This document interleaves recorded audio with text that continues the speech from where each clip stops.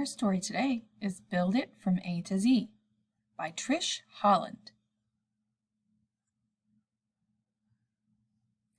A is for architect. An architect designs a building. How tall? How wide? Will it be brick or concrete or wood? Where will the windows and doors go? She draws plans called blueprints. All the answers are there. B is for bulldozer. A bulldozer bustles back and forth to clear the space for a new building. The bulldozer pushes dirt and debris away. Now builders can begin. C is for concrete. A concrete mixer churns as it combines cement, sand, tiny rocks, and water to make concrete. When the concrete is ready, it slides down the chute. The concrete will dry as hard as stone. D is for dump truck. A dump truck delivers dirt, sand, or gravel for construction. The driver tilts the back and the load pours down. E is for engineer. An engineer examines the plans for elevators, escalators, and electric lights. He makes sure everything in the building will work once it's built.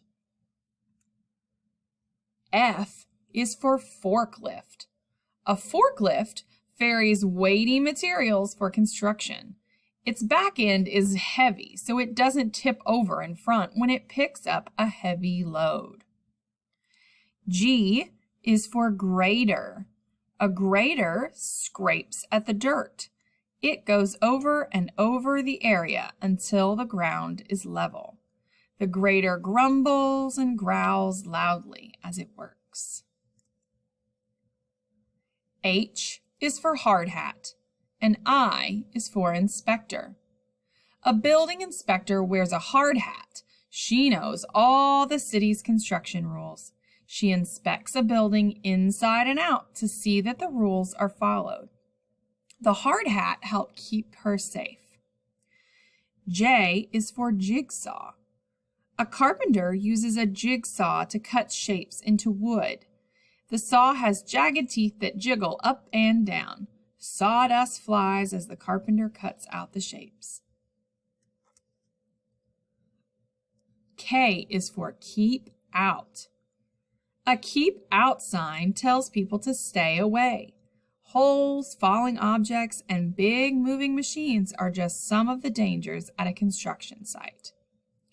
L is for ladder, and M is for mason. A mason climbs a long ladder to lay bricks for a tall wall. It takes many thousands of bricks to make a whole building. N is for nails. Construction workers hammer nails all over a new building. Large nails hold the building's frame together. Smaller nails are used for jobs like window frames and shelves. O is for overalls, and P is for painter. A painter wears overalls to protect his other clothes from paint splatters. Often he is covered in paint by the end of the day. Q is for quarry. Stone comes from a quarry. Granite, marble, and limestone can be used in buildings. Workers take blocks or long slabs from the earth with big machines. A quarry is a noisy place. R is for roof. Every house has a roof on top. Some roofs are covered with shingles. Others are made of metal, tile, fiberglass, or even rubber. S is for saw, and T is for toolbox. A construction worker takes his toolbox to work every day. He holds saws, screwdrivers, screws, soldering irons, scissors, and so much more. Everything he needs to do. A terrific job. U is for utility pole. A utility pole holds up phone and electric lines outside. The lines run from the pole to the building. Sometimes utility lines run underground instead. V is for varnish. Painters may cover wood with varnish to make it very shiny. The varnish also protects the wood. While varnish is wet, it can smell like pine trees because it is sometimes made with pine resin. W is for wheelbarrow.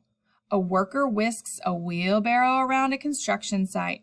He takes dirt, concrete, gravel, or sand wherever it is needed. X is for excavation. Digging the hole for a building's foundation and basement is called excavation. An excavator scoops up the dirt and drops it in a dump truck. Y is for yellow, and Z is for zone. A construction zone sign is often yellow. The yellow color tells people nearby to be careful. Trucks, machines, and workers are always on the go. A construction zone is a busy place. Can you think about other words about building? Look at the letters and think about something else about buildings and see if you can come up with some words that start with some of these letters.